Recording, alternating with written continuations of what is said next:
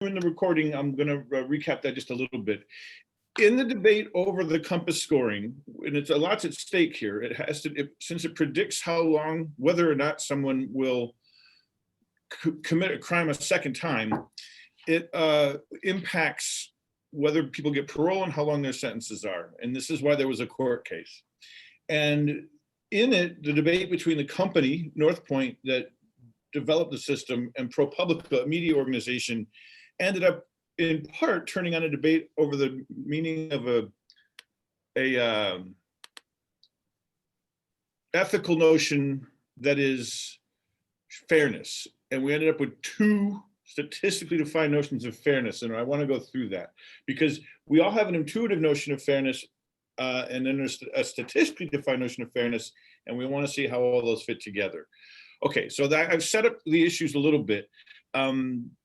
Does anybody have any questions here at the outset before I go through the back and forth between North Point and ProPublica? Anybody?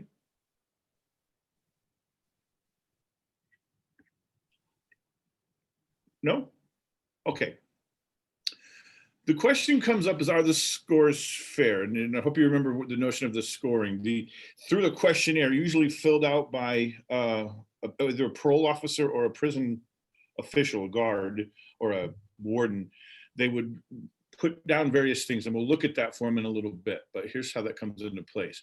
North Point says, yes, it is fair. This is the company that developed the prediction algorithm, because scores mean essentially the same thing regardless of the defendant's race.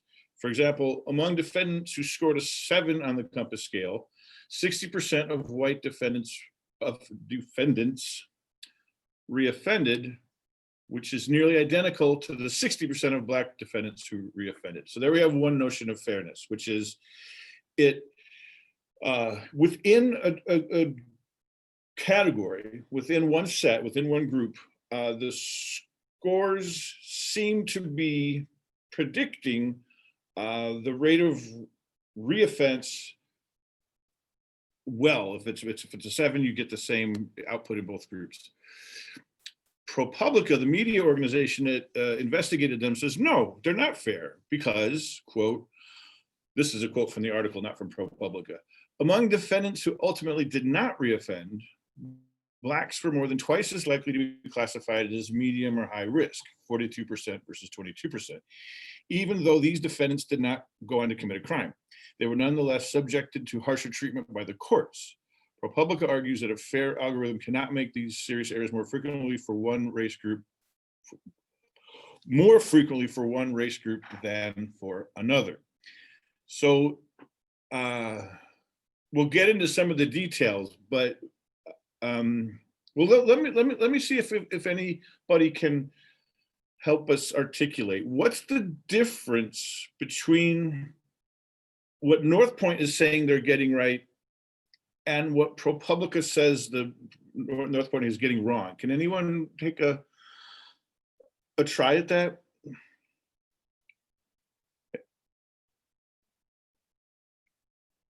In which sense? Well, let me just leave it at that.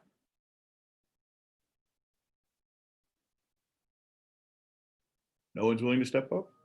So Georgie has written on the chat, when mistakes are happening, it's more harmful for Black people. Right. So that's the point of, I'm sorry, I can't see the chat for some reason. For some reason, or whatever, for the fact of the matter seems to be that the prediction rate, North Point's pointing to when they get it correct. ProPublica is pointing to when they get it wrong. So the North Point's pointing to the positive results, positive in the sense of getting the correct prediction, and ProPublica is pointing to the false positives, as it were, the times when they make a prediction that doesn't turn out. So there's two different groups being emphasized there. But the key issue here is neither of these notions of fairness are trivial. You wouldn't really want a system that doesn't have either one, but you can't be fair in both ways at the same time. So I think Cynthia raised her hand, at least unless it's a mistake. And also Majid was saying that North Point is talking about when it is right, I guess. And Cynthia, if you wanna, comment, you can go ahead, and then Hans can comment on both of your interventions if you want. Yeah, I think most of what I was gonna say was already said. So North Point is just looking at the 60% at the end, but ProPublica is saying there's a lot of mislabeling going on throughout the process. So yeah, they're just pointing out two different sides. Good. You guys are on top of it. That sounds good. Now, the why this is a tricky thing, a dilemma, is it's actually impossible for risk score to satisfy both fairness criteria at the same time. And one of the reasons I wanted to start with this today is understanding that tension, why you can't aim for both, is part of the goal of the exercises that we're going to go through next, because it's not obvious on a first glance why one comes at the expense of the other, and vice versa. So that's just the setup. So good. Those were three good contributions. You're pointing at the right thing. Any other questions at this point before we move on to the exercises? Let me just ask there's no dumb questions here because this stuff is kind of complicated. Does anybody just have any questions about what's going on here? Is it clear? Good afternoon. Hi. The lecture is not here. So, sorry, I didn't hear that quite. Me neither. Can you say again what you're trying to say, please? Daniel? Oh, okay, sorry. Yeah.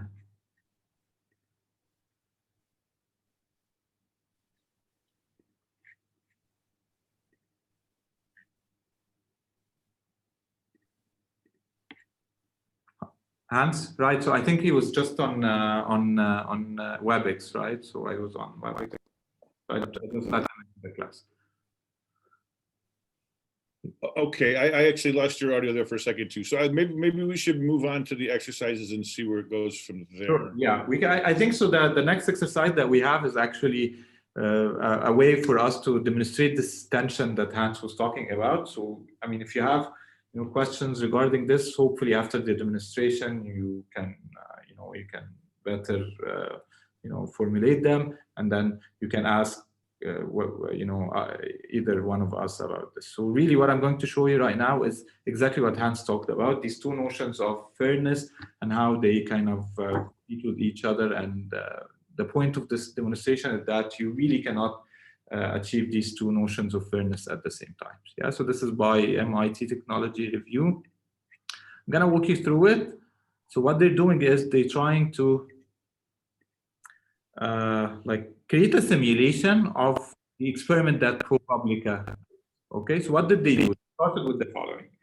They have looked at 500 people, black and white defendants, from the full data set that ProPublica looked at. So it was, 2 years, a period of 2 years, and they had information about these defendants in the sense that whether they were rearrested later on or not. Yeah. So you could imagine that everyone. Oh, I'm sorry, I'm not sharing my screen, right?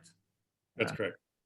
Today I'm not on top of my game. Okay. Can you see my screen now? Yes. Okay, great. Yes. Yeah, let me start from the beginning. What we're doing right now is we're looking at a simulation of the experiment that ProPublica did. Yeah. So what do we have? We have a data set which is 500 black and white defendants from the full data set that ProPublica studied, right? They studied, many more people over a period of 2 years, and they had information about which one of them, actually got rearrested within a period of 2 years, and that's the definition that they're using, yeah, or the criminal justice system is using. Okay, so every one of these dots is just a defendant. We don't know the race yet. Okay. Please ask me questions as I go. Okay. Now, each one of these defendants, as Hans said, would take a survey, either filled by, a parole officer or, a guard. but each one would, correspond to a survey, and this survey will be used to score each defendant. Yeah, so you have, some that would score 1, some people that would score 2, all the way till 10. And each one of these levels represent, a risk. So it's a risk score. Yeah, so these people, out of my 500 defendants, some of them just scored 1 based on the answers of the survey.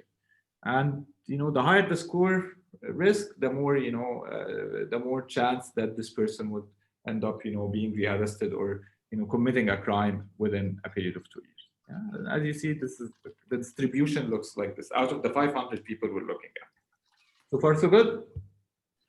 Any questions? Okay. I'm going to just open the chat. Make sure I keep an eye. Okay, great. All right. Now, what we're going to do is we're going to play a little game. Yeah.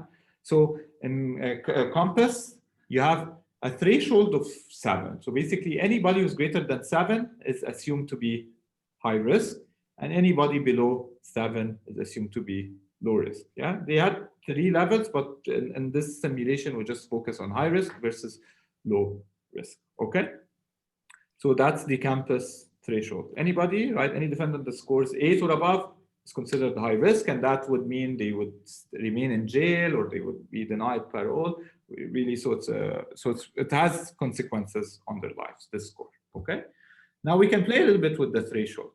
Yeah. So here, I mean, if I give, my threshold is 5, so anybody who scores above 5 will get jailed, and anybody who scores below 5 will be released. Yeah, so that's the pre-trial stage.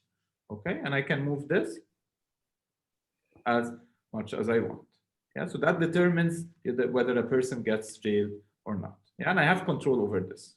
The Compass one, the system, has a threshold of 7, but in this game we could play a little bit with this and see what are the consequences. Okay, so far so good. Anybody doesn't follow what I'm doing? Okay, great.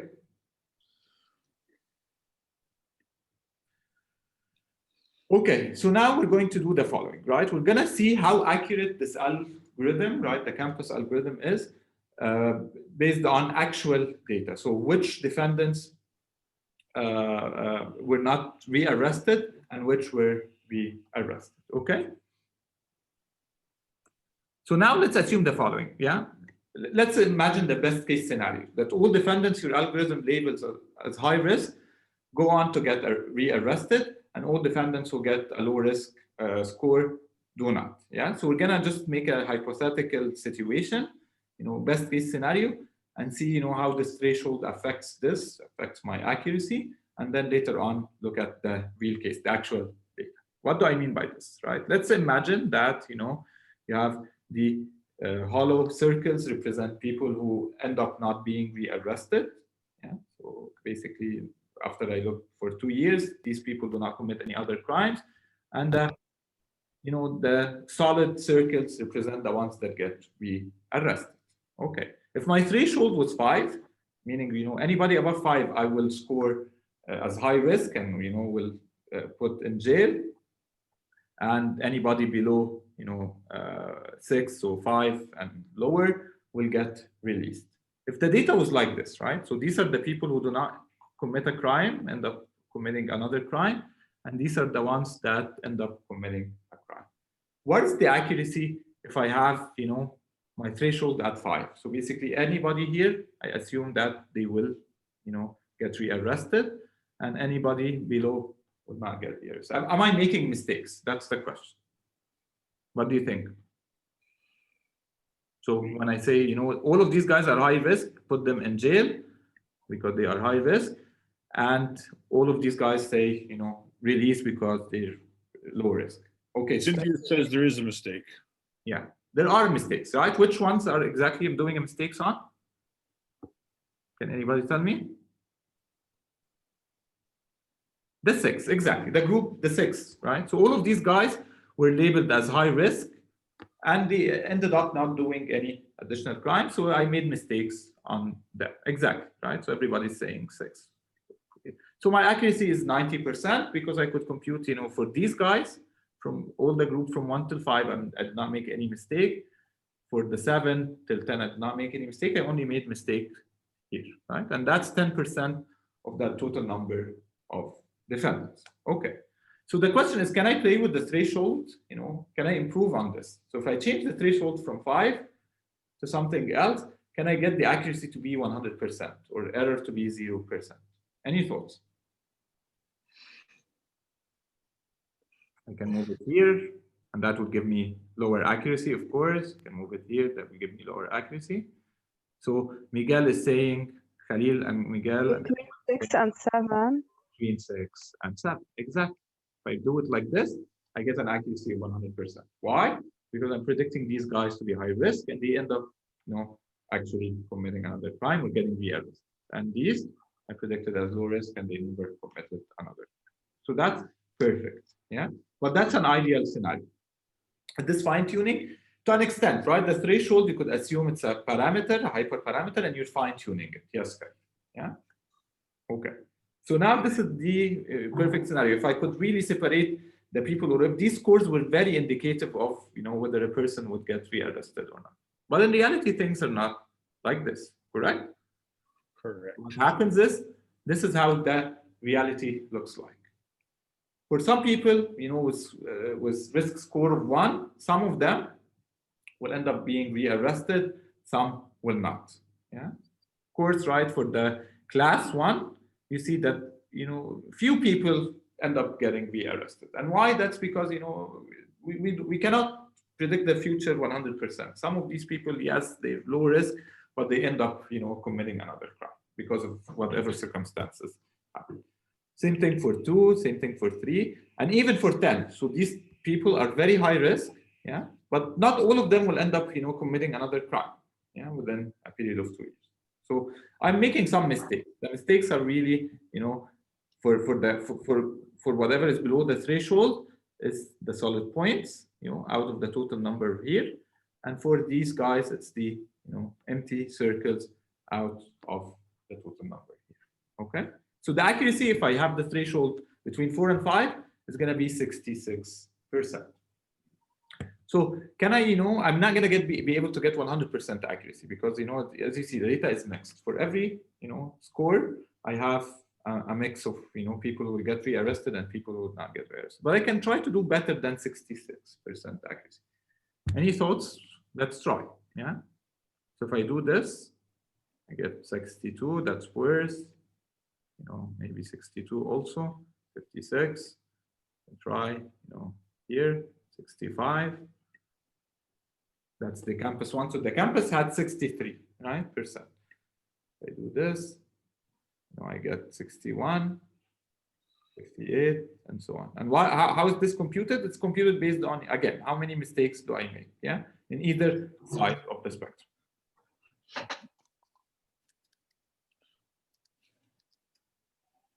Okay.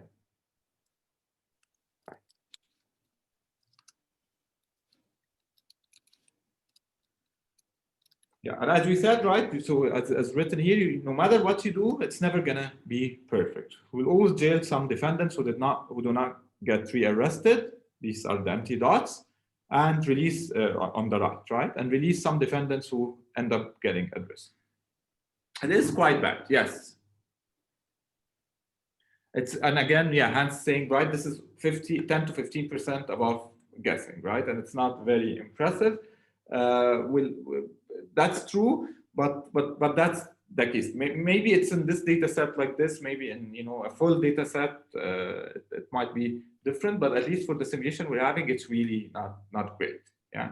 And the point to make here so far is that really you cannot get this to be 100% accurate.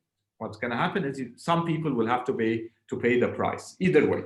Yeah, you either release people who should not be released, or you know, jail people who should not be jailed. That's really the situation, no matter what. And that happens also with human judgment. Yeah, with human judgment, you'll always make mistakes. Okay. You have, you know, some interesting comments that we'll probably talk about once I finish the simulation. Okay. Great. Good. So I just have one clarificatory question. So the 65% is what do you call it? Additive, right? So each correct prediction of reoffense and each correct prediction of no reoffense goes to make the 65? Yes, absolutely. Okay. So basically, it's just how many mistakes you've made out of all the defendants you have. That gives you the error. You subtract this from 100, you get the accuracy. Yeah. I see. Okay. Right. Okay. And that's what it's saying here, right? That this is a trade-off that our criminal legal system has always dealt with, and it's not different when we use an algorithm. That's what the point I was just trying to make. Whether it's a human or a machine or an AI system or an algorithm, you always have to make this trade-off. The owners or the creators of this software is trying to sell it as being it's gonna be more accurate than humans. That's really their selling point here. Okay. And I think it also relevant is there's a decent argument that it's less racist because both judges tend to sentence basically Hispanics and people of African descent longer than non, and the algorithm won't do that because it doesn't care. It doesn't know what your ethnicity is. Yeah. Or except that we're gonna see that this is not. You're right. It gets complicated. Yeah. Okay. So let's see, this trade-off a little bit. So I'm gonna look at, errors that I make. There are two types of errors. I can release somebody, right? And they get rearrested, so I shouldn't have released them. And the other way around, needlessly jailed. I jailed somebody who shouldn't have been jailed because they didn't get rearrested. So if my threshold was here between 5 and 6, I made, the first type of errors, 42%. The second is 22%. You see the difference between these two errors?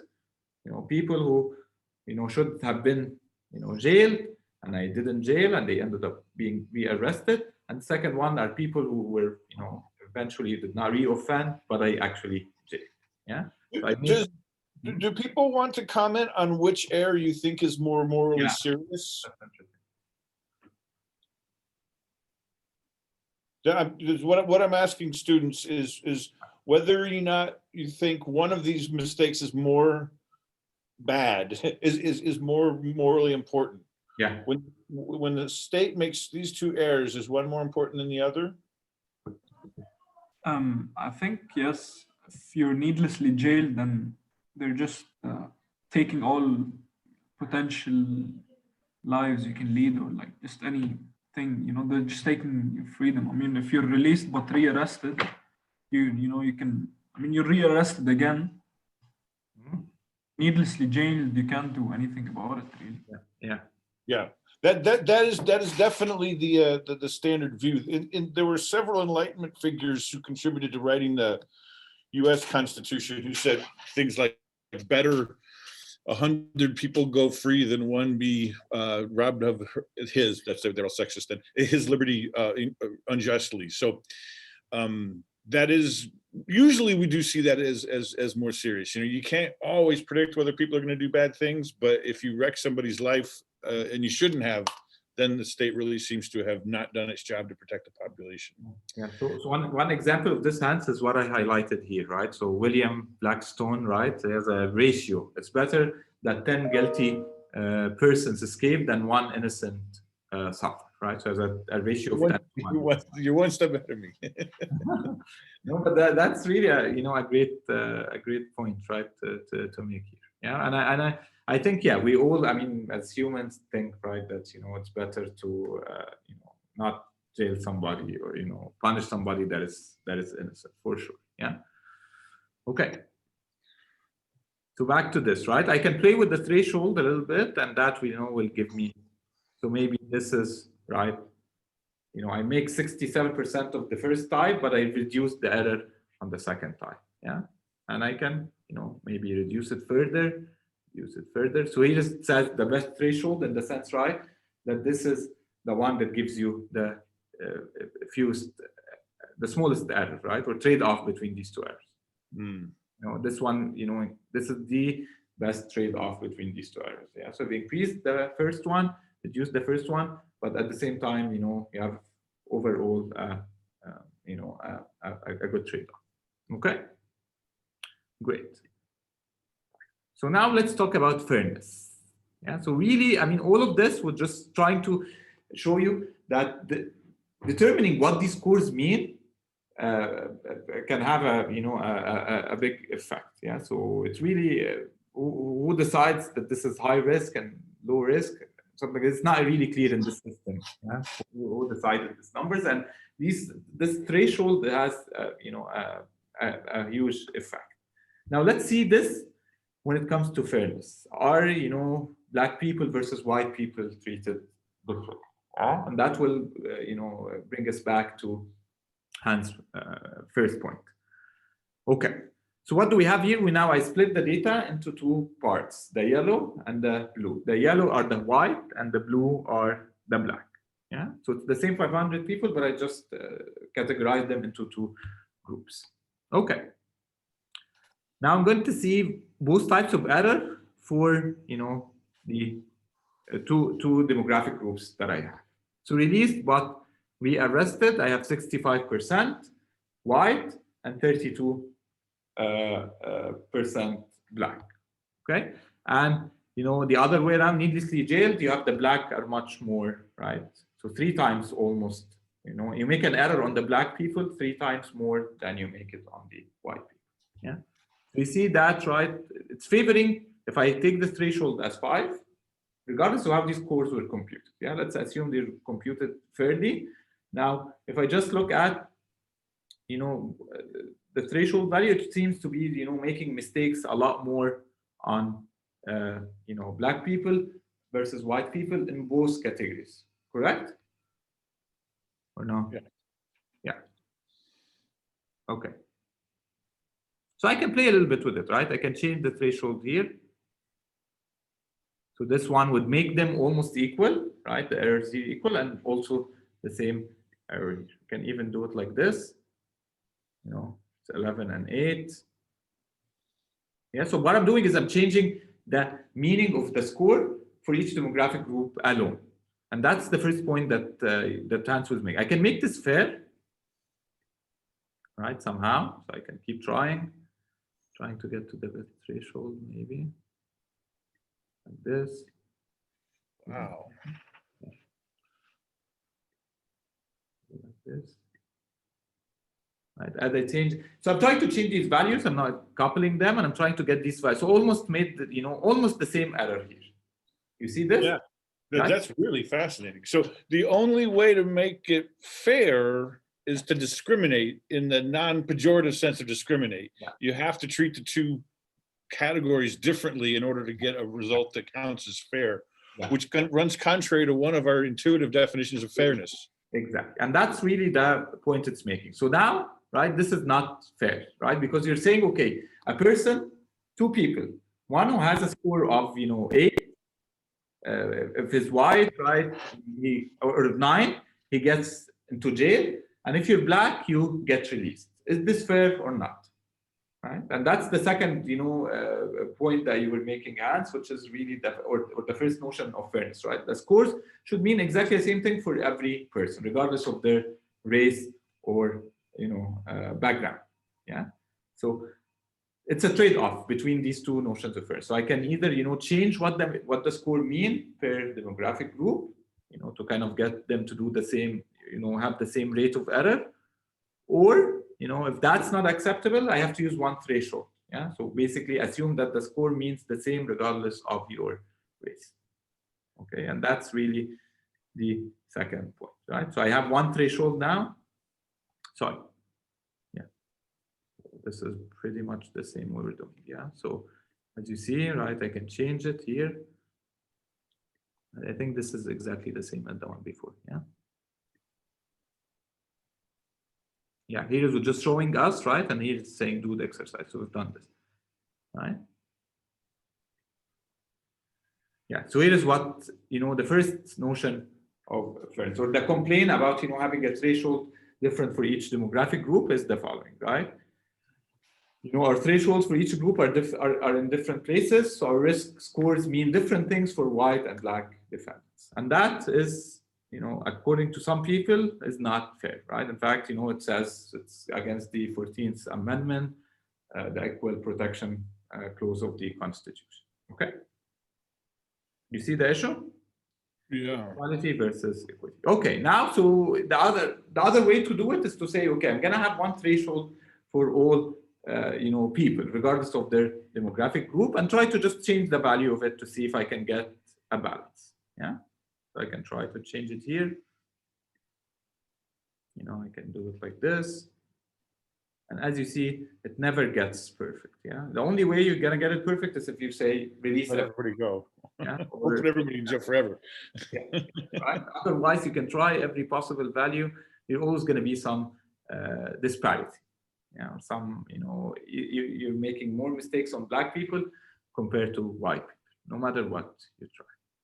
Okay, and that's also unfair. So you have two notions of fairness. One is okay, I have to treat everybody. The score should mean the same for everybody, and the second notion, right, I should make mistakes, equally likely, regardless of your group or race. Okay. So I hope this kind of put, what Hans was trying to say more into context, to give you, a visualization of what this, conflict of notions of fairness.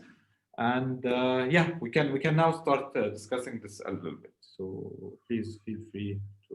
So Khalil, go ahead and try to articulate a little more fully what you mean by equality versus equity. It's a nice pithy phrase, but I'd like to hear a little bit more about what in this experiment made you think of equality versus equity, or having equality and equity in tension. So it's going off what you said about when we, the concept of fairness, which is intuitive versus statistical, and how we treat both demographic groups differently.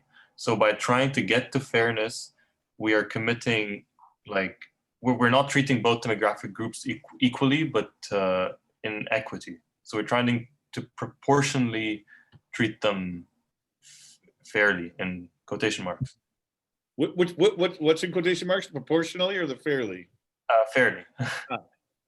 Good. Treating both groups using the concept of equity, not really equality, which I think equality is more in terms of fairness, which we could think of, or it's a combination. Yeah, well, right. No, the idea is whether you get sort of, I need a neutral term that doesn't say fairness. Whether you treat people the same in terms of the outcome they receive, or whether you treat people the same in terms of how you, I'm having trouble coming up with the right word, how you, I guess, how you treat them. How we model them, maybe, right? Yeah, that's a good thing. Other comments or questions people have?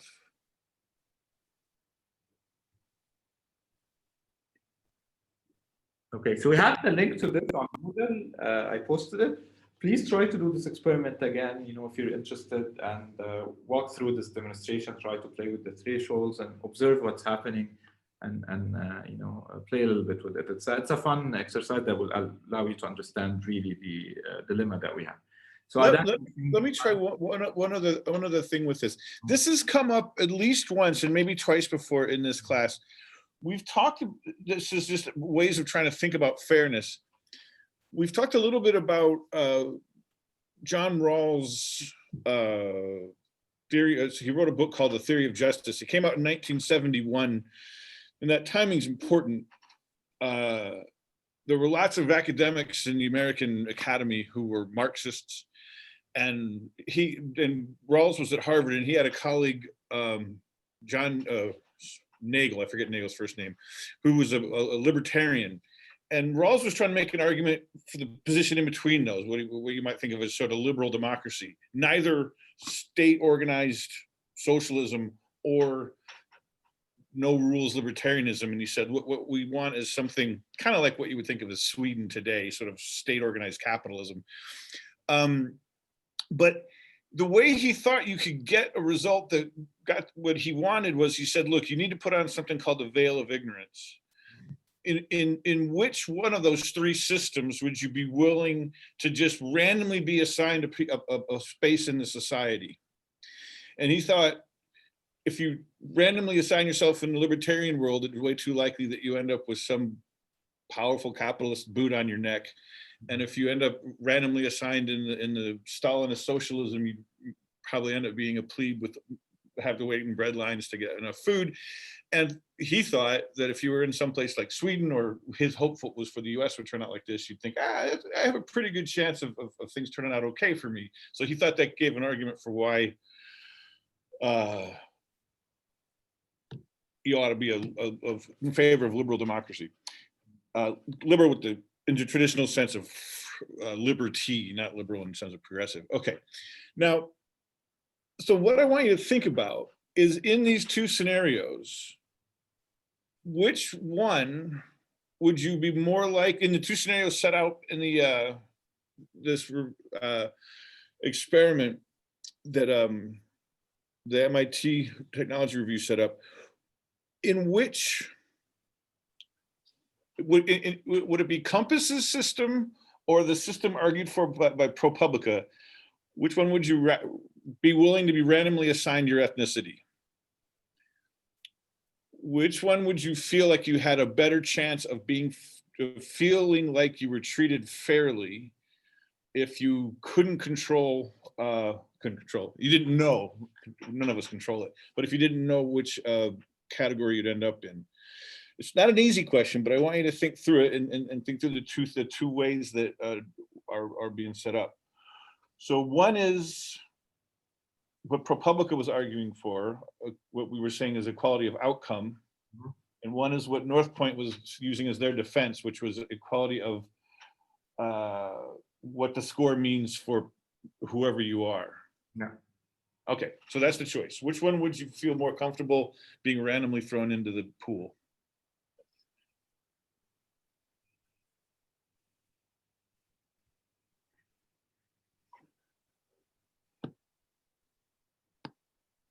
Maybe did you get the question, guys? I mean, you can ask for elaboration, or one of you try to explain. So Maher is saying, if the choice is between those two, I would choose the quality of outcome. Mm-hmm. Anyone else? Miguel is saying ProPublica because I have less chances of being needlessly jailed. And Gloria is asking for you to repeat the question. So maybe. Yeah. Okay, sorry. Yeah, I wasn't as clear as I should have been. So in one of the scenarios, we posited giving people, is it changing the score? What's the right way to put it, Shadi? Is it changing the score or changing the likelihood of being sentenced? So the score seems the same. So given where on the sort of ProPublica model, you would change the meaning of the score depending on what race you're in, right? So they're not particularly saying that. They're just pointing out that that this is might be one possible way of doing this. Yeah. So kind of really have a different interpretation of what scores are based on your group, because they are inflated for certain groups. That's what they try. You're right. It's wrong of me to attribute that view to ProPublica, but I want to posit it as one of two options. Either you get put into the system on the way that Compass did it, and you basically, your score is your score, and that controls whether you get sentenced or not, depending on what your score is, or you go for this alternative that was suggested, and maybe by some of the contrary arguments, which says, no, given the way things turn out, we really need to almost curve the scores depending on your ethnicity, because otherwise you're going to end up putting too many, needlessly incarcerating too many Black people. Do you understand the question? Or would you want me maybe to try to rephrase it? Yeah, you have two. I'd like you to rephrase it. One system is the following: everybody's treated. You get a score of 7. You know, you're high risk, regardless of, you know, we don't look at your ethnicity, so we're, you know, blind to any protected attributes. That's the first system. That's the campus. Yeah, you just have to set the threshold to a certain value, and that's it, and live with it. Second one is saying the following: I'm gonna try to be fair, so I'm gonna look at every demographic group that I have. Let's say we have just 2 groups, black and white, and I'm gonna, you know, almost normalize things within each group, or say, okay, I'm gonna, you know, your score depends on what group you are. So if you got a 7, but you're blacks, this means maybe you're not high risk, yeah, because blacks tend to have, you know, very high scores, all of them, yeah. So that's kind of curving, yes, exactly, yeah. So which system you think is fair? Or are you more comfortable being, you know, subjected to? I noticed that Miguel said he would go with the curving option because he would have less chance of being needlessly jailed. That's only if you're in one group. Does your chance of being needlessly jailed improve? Does your chance of not being needlessly jailed improve? That's the rub. If you're in the other group, the white group, you don't get that benefit. Yeah.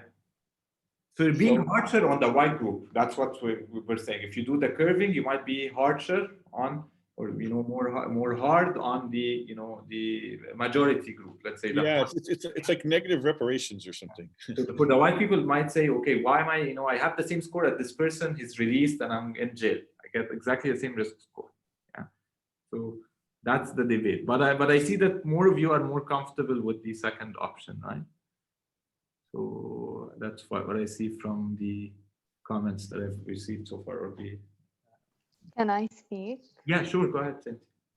So I think the option of looking at it as like there's no color, like the scores are standardized, that doesn't make a lot of sense, because there is no such thing as not seeing color, and you can't separate criminal justice history from systematic racism. So I think it's very unethical to go down the first route. And like we were saying, okay, but like for the white group, they're not going to get that benefit, but they don't need that benefit. Like there's a reason why we put this in here in the first place. And I said this in my reflection. Yeah. I was like, the solution needs to be something with the logic of affirmative action. Yeah. Something like that needs to be incorporated in this system for it to make sense. Because we don't live in a world where we're all equal. So we can't look at these numbers as being the same for every group. So it is. I think this brings us to you know, a very important also debate in the area of fairness: group fairness versus individual fairness. So there are these two notions. One is, you know, group fairness. Are you treating different groups equally? You know, black versus white and stuff like that. And individual fairness, which says, okay, are people, you know, who have the same, you know, properties or the same scores, you know, treated similarly, right? And these two notions you cannot achieve both notions at the same time. This is proven, you know, theoretically, that you cannot achieve both individual fairness and group fairness equally. And so somebody has to decide what is more important, what is really the right thing. Yeah. In that case, you're favoring group fairness. Yeah, that's the notion you're favoring. You're saying, okay, we're gonna really, group fairness is what makes sense, and that would mean, you know, we sacrifice a bit of the individual fairness. Yeah. Yeah, that is the view that Cynthia is articulating. Daniel has, I believe, what's kind of a contrary suggestion that's interesting. He says, look, maybe not a curve. This is a suggestion after he sort of begrudgingly says the curve looks attractive. He says, also, maybe not a curve, but much more investigation and less reliance on the people of the group in that category. So I take it the idea here is, this is a very, my words are failing me today, a not precise tool, these categories. I mean, let's be honest, race is not even a biologically real category. It's a socially constructed category. So one might think you're making the problem of racism, if not worse, at least you're reifying it. You're making it into a category that's not in biology that you're reflecting in the law if you do go for this group option. And maybe there's a way to try to make it more individualized. And Cynthia's right. There's a definitely a good response to that, which is, well, the problem is that those groups have been treated as a group for a long time, but this is a real tension. Yeah. We're not going to solve it here, but what we just want you to do is sort of get a sense for why, Yeah. So I why think this we're is a real issue. Yeah. We're starting to maybe, get into why is this happening, right? So why are, are these systems, right, inflating the scores of blacks versus whites? And that brings us to the next exercise. So I think you can do the next exercise, and that will try to, explain the source of this issue. Yeah. So we're going to look at the survey that typically is filled by the parole officer or the prison guard for every defendant, and that reflects on, or that gets translated using the Compass system, using machine learning, into a risk score between 1 and 10. And then we'll get back to this discussion, but maybe this will give you also a view of why this is happening, yeah? Or, if there really some, bias that we could remove, and if we remove that, maybe things would be fixed, right? So really the scores would mean the same for every person, and that would be fair. I would be making the same error rate on both SNP groups. Okay, so on Moodle you find the link to this thing I'm showing you. So if you go here, and then in the class, and you go to this link, right? So case studies on algorithmic bias. I have a link here. Sorry, it's hidden. Yeah, so I need to turn it on. Give me a second.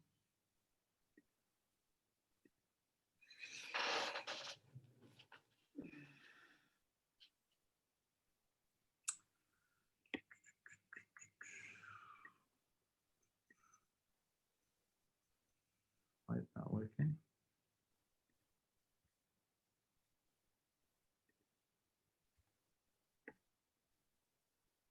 Really slow.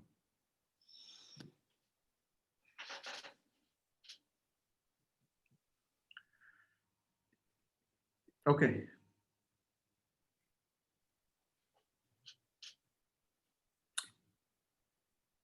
It's really slow for some reason.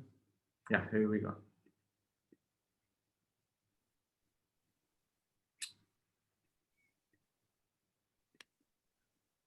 Okay. Where is it? Oh, okay. And we go here, and then I'm going to show this, and I'm going to show this.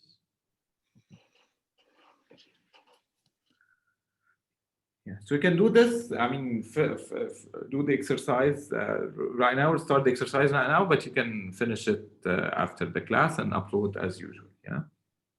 So what we're trying to have you look at now is this. If you click on this link, it will take you to a sample, of the survey, the questions that translate eventually into a risk score using the Compass system. So if you look at the questions, first the current charges. So you have, do any current offenses involve family violence? Which offense category represents the most serious current offense? You have criminal history. How many times has this person been arrested before as an adult or juvenile? How many prior commitments, etc. You have also things related to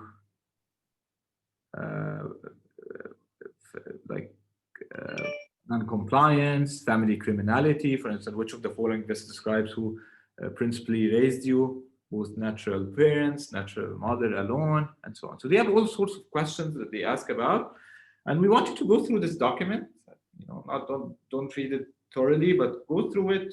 See if there are a question or two that catch your eye as something that might lead to discrimination, that might lead to Black people getting higher scores, high risk scores than white people, for instance, right? Or if you can't identify any, say it's perfect. But try to go through this question. I believe. I think you have to take your screen share off for people in order to go get this link, right? No, because it's on Moodle, right? So I can share it on the chat as well. I'll share it with everyone on the No, chat. no, no, I think you have to stop sharing and then we can, Hmm. because we right now we can't. You can just open it in the browser, right? So click on it, right? So I just send it to now everybody on the chat, right? Just click on it.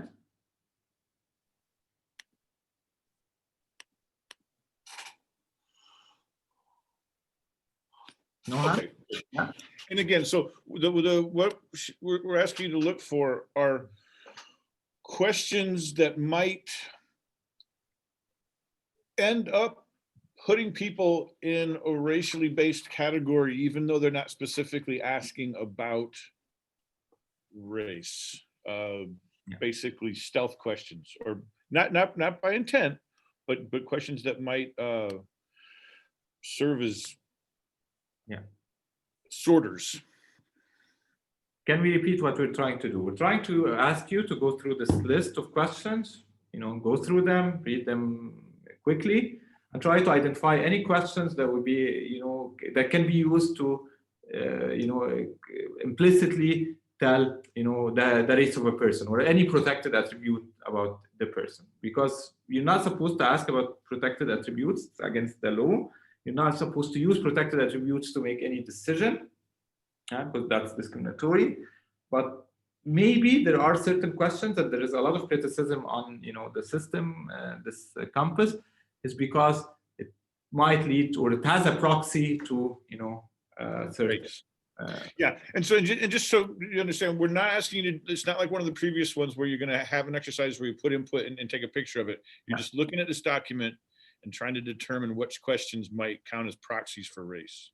You upload on, so you should go to Moodle, create you can for now create just a Word document, put the number of the question, a couple of words. You cannot copy and paste, so just put the number of the question and explain why you think this question is problematic, and then at the end upload this Word document on Moodle.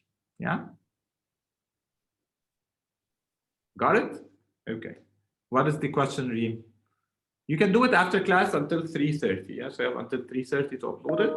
But for now, just create a Word document on your computer or on your phone, open your text editor, and just go through these questions, this document, and try to identify problematic questions that you think can be a proxy, let's say race or age or gender, right? Because you're not supposed to use these to compute a risk score. This is against the law. Yeah, using of any protected attributes. Professor, I didn't found it on Moodle. Just refresh your Moodle again. Yeah, just click on But you also can go to the link in the chat. Yeah, or go to the link in the chat, and then after the class, you can just upload this. Just scroll up. I'm gonna send the link again here. Here you go. Yeah. When I refreshed it, I can't see it. Okay. Thank you. Okay.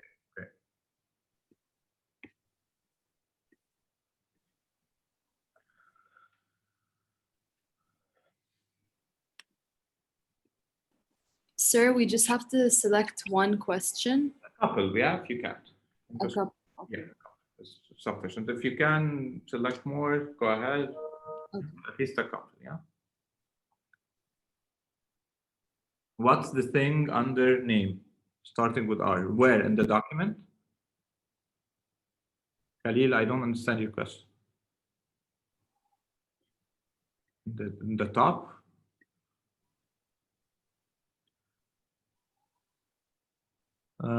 Not really sure. I can't see it. Maybe it's something that yeah. I don't know why they have this backend. I'm not really sure. Can't see it. Maybe it's the officer number or something like this. Yeah. But they're using gender, so they identify gender. So I wasn't very accurate that they shouldn't record gender.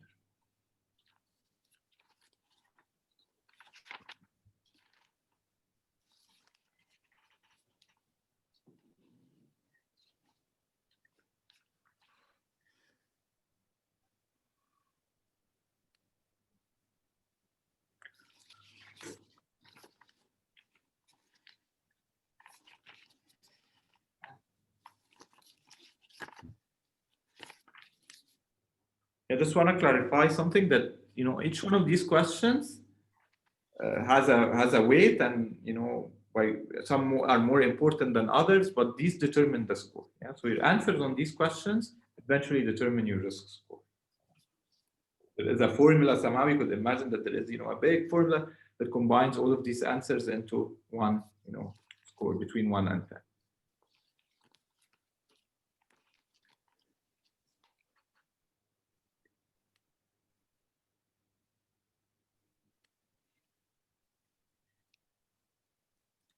Just let us know when you're done, so we could, keep track. You can raise your hand or.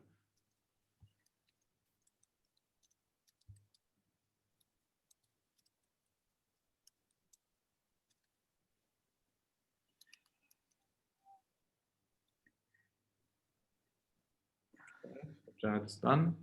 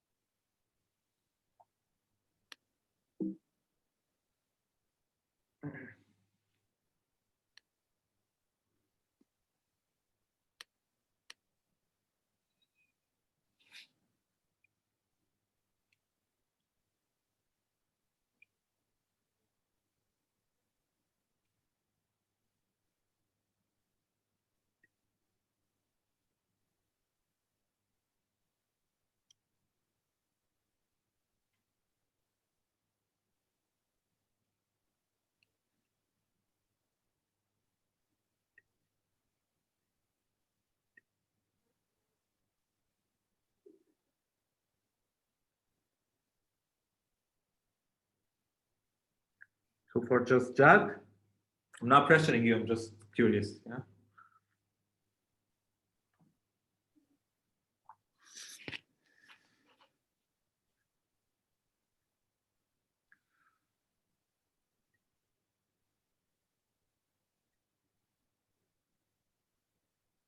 If you're not understanding the exercise, please just ask. Yeah.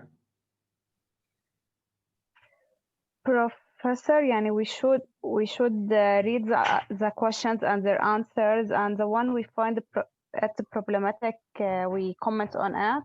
Yeah, just pick one question or two questions that you think are problematic. They might lead to discrimination. They might lead to, remember what we were doing. Yeah, that this course represents, people who get into jail or not. And so try to see if there are any questions that you think shouldn't be there in the survey and why. Yeah. Okay, thank you. Okay, so Giorgio, Gana is done, Janet is done.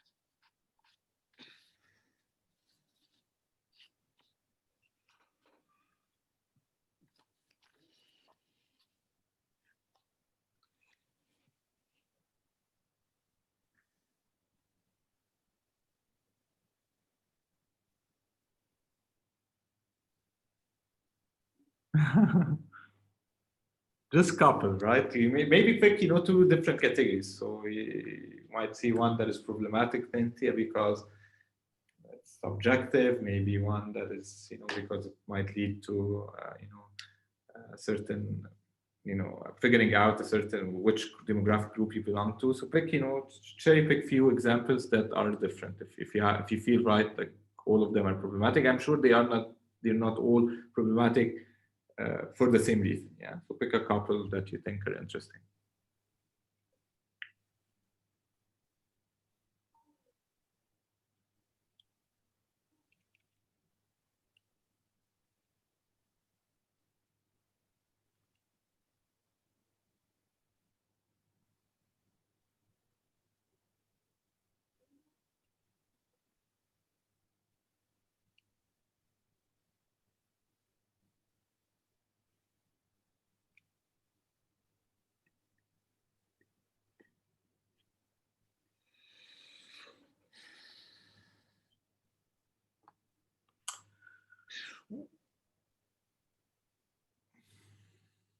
All right, Hans, should we start, listening to a couple of examples, maybe? Yeah. One more time, yeah? Okay, you can also continue this as we go, yeah, or after the class, please do it and submit. Okay, who would like to tell us, an example of what you found? From the people who at least are done now. Chad, Giorgio, Rihanna, Cynthia, anybody? Okay, Georgie saying question 31. Can you explain why, Georgie? So where is question 31? Which of the following best describes who principally raised you? Both natural parents, natural mother only, natural father only, relatives, adoptive parents, foster parents, other. Okay. So it's about who raised the individual. Yeah, I understand that. So it can be biased towards people ended in foster care. Okay. Okay. Other example. Yeah. Based on the screeners, or is this a person a suspected identified gang member? This is problematic because it's subjective. Okay. Screener could be a racist, identify anyone who looks Latino as a gang member, ignoring any white person. Yes. And he's saying, okay, George is saying, okay, that when we go back to the foster parent, it could reveal ethnicity because there is a high chance that, Black people or Latinos, end up being in foster care. Could be, right? And I'm not saying this is the case, but it could, be a proxy as to ethnicity, for instance. Yeah. I actually thought Georgie was responding to the one that Jana picked up on. That could be the case too. I recently learned that there's a member of AUB's faculty who grew up in England. Yeah. And because he and his friends were basically harassed by skinheads, they got together in a group to protect each other. And they were investigated and arrested by the government as being in a gang because they felt they needed protection. And that's a very common thing in urban neighborhoods where you feel, just so you don't get attacked and beaten up, that you join a group that somebody could consider a gang, whether or not you're the sort of gang that, I don't know, sells drugs or does crimes. Gangs are often just groups of youths who, usually men, but not always, boys. So yeah, that could also be a tracer for ethnicity, or at least urbanicity. Yeah. And an urban can track for those. Yeah. We've had 3 suggestions. Any more, guys?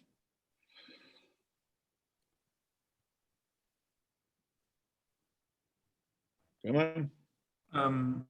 Maybe question 65. Question 65. Let's see what that is. Okay, 65. Social environment. There's much crime in the neighborhood. Mostly these, like 65, 68. They could be based on statistic fishing for, to find the ethnicity of, most probably a Black person might have been. This is solely on statistics, really, which is really racist. Yeah. Might be using that to find ethnicity if you have, Yeah. So you said 65 and 66. What are the ones after it? Yeah, they're basically similar, really similar. Yeah. Yeah. What Jad is saying is the following, right? That, for instance, if you look at this question, in Black neighborhoods, right, there is a very high chance that they would have, much crime compared to, white neighborhoods, right? So that could be a proxy for ethnicity. Okay. Well, look, maybe at a couple more. So Khalid was saying 31 and 38. Okay. Family criminality. Okay. Which of one of the following describes? Okay. If you lived.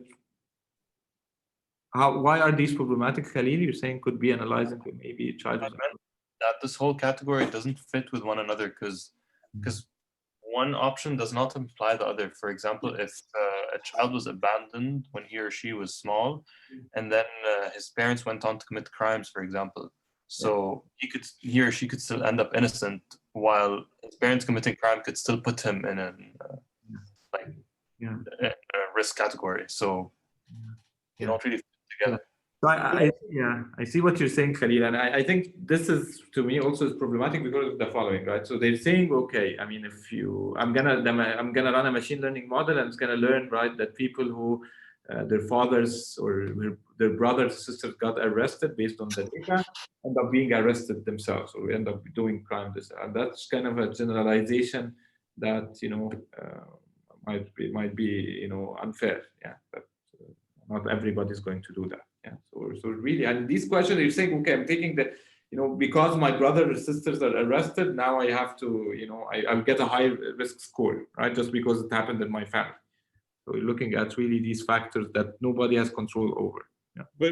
But also, if you go in with a prior statistical setup where members of one ethnic group just get arrested more than others, then you've got a cycle. And so, as it happens, my brother was arrested, but actually my community is twice as likely to have members of it arrested than another. So the race creeps in that way too. Yeah. Okay, I have question 137. Okay, so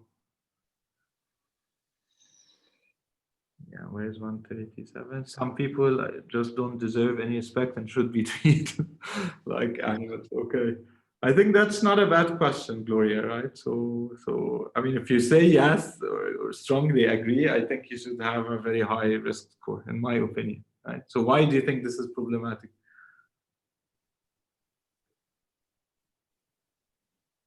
No, I'm saying the question. I didn't check the answers. Yeah, so the question is, right, imagine, right, I'm asking you this question, and based on your answer, I decide what is your risk score. So if you say yes, I agree, strongly agree, this means, right, you're a dangerous person, correct? So I don't see this as a very problematic question. But yeah, I guess you just missed the fact that, depending on the answer, of course, right? Okay. Good.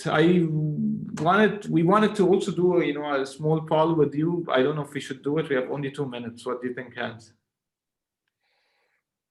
You said a poll? The poll on the whether we should do this in Lebanon or not use this in Lebanon. I think we should not. Maybe we should. No, I don't think so. Maybe we can fit it next week.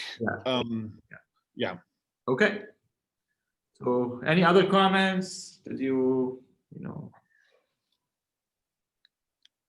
What do you think about the survey in general? Maybe that's the last question we're going to ask you. I mean, overall, do you feel, so bad, right? So Cynthia is totally against it. But how can you estimate this? What are other alternatives? Can you think of an alternative? So if I don't use something like this, how else can I assess, or do risk assessment?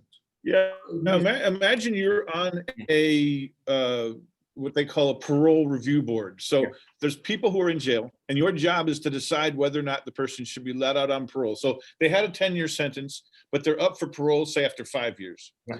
And it's your decision whether or not to let them out. What kinds of things do you think would be relevant for making that assessment?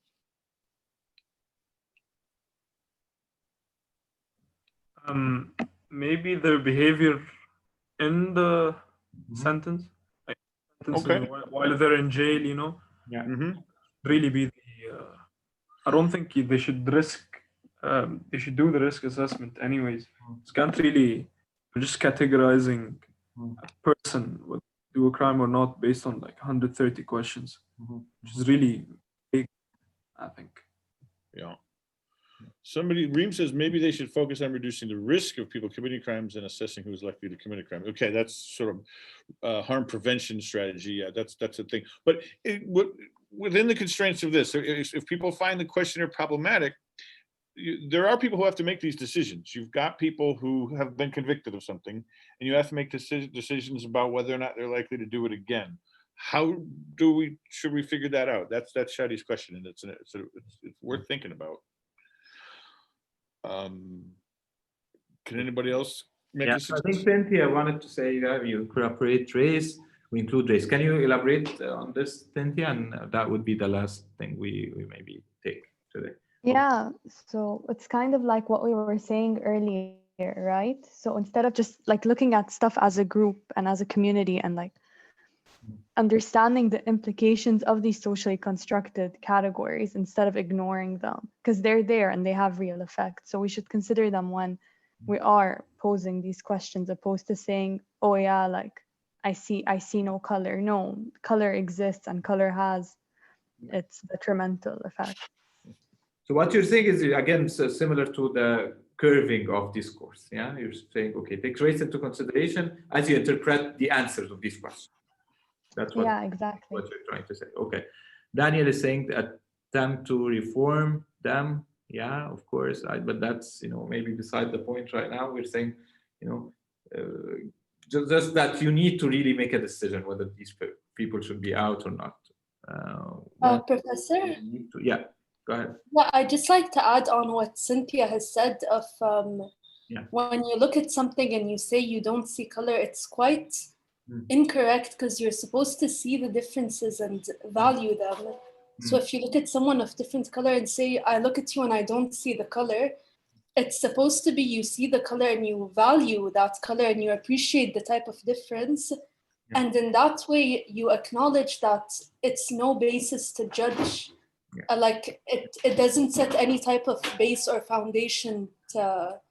So what you're going to read, Cynthia, is called positive discrimination. Yeah. So this is also a notion that is very common right now in the area of fairness. Positive discrimination, when you positively discriminate against groups that are marginalized or minority groups, that's called positive discrimination. So you're aware of their of their demographics or the protected attributes, and you enforce a positive outcome rather than a negative outcome. That's what you guys are suggesting, and I think this is a great idea. Yeah, another example of that is where it can be the case that if somebody's a member of some group, speaking to them in a particular way can be a crime in which it wouldn't be for somebody in another group. Just using a particular epithet or description can be criminalized, which is again an instance of positive discrimination, because there will be a non-protected group that's not the case for. So maybe I'll take these two last comments. So extended interview and follow up with the trained psychologist throughout their sentence. So one of the issues, Georgie, is that they want to reduce the costs. So this is reduce the cost of all of this. And I mean, what you're suggesting is wonderful, but it probably will require millions of dollars. Yeah. Of course, right? But the whole point is that there is a trade-off again. We have to reduce the cost, and but of course, makes sense if you want to be thorough. And Marlon is saying, do the people under trial answer the surveys themselves? So my understanding is that these surveys are, answered through officers. So they sit with the defendant and they kind of, go through the survey and they fill it themselves, the officers. Correct, Hans, right? Yeah. Okay. And and there's which could be a whole other issue. Okay, that was a really good discussion, guys. I really think. Sorry for some of our stumbles in presentation and getting things going. I'm a little new to Zoom for one thing, but yeah, that was good. And we look forward to reading your proposals, outlines, and I think we're good. Yeah. All right. So we'll talk to you next week. Enjoy the new readings. It's also another case study on bias and algorithmic bias. Oh, that's a good point by Marilyn there. Yeah. Sorry, this is one more thing. Yeah, I was worried about that, but I didn't want to bring it up. Right. If you have an issue that if your prison guard is has racist attitudes, then that could be a problem. Okay. Right, yes, tomorrow midnight is the proposal deadline. Okay, everyone, talk next week. Jerzy, that will be sorted out tonight. You'll get a message from Moodle saying that the categories are straight. Email me about this after the meeting if you don't understand. Professors, can I email you for a meeting regarding the project? Who's speaking? Reem. Reem. Okay, so what you should email us, yes, and tell us both of us and tell us exactly what you want to do, and then we'll see, you know, if you can meet, if we can squeeze you in the next 2 days, yeah, or today and tomorrow. Okay. Okay. Thank you. Read your text regarding what, I'm not sure what you're talking about. Sorry if I outed you because you sent me this privately, but I have no idea what you're talking about. So we need to elaborate. I have a question for a proposal. Is there somewhere where we can go over what we need to do in the proposal, like guideline? I'll check that later. Yeah. I'm sorry. Go ahead. Daniel was speaking. Can you repeat what? Yes, Daniel. What's up? I was just asking if there was the guideline, maybe a written guideline I can just read to come up with the proposal and all that. It's described, and when you go to the proposal submission link, you will see the instructions, how is it graded, the rubric, everything is written there. Yeah. All right. Thank you. You're welcome.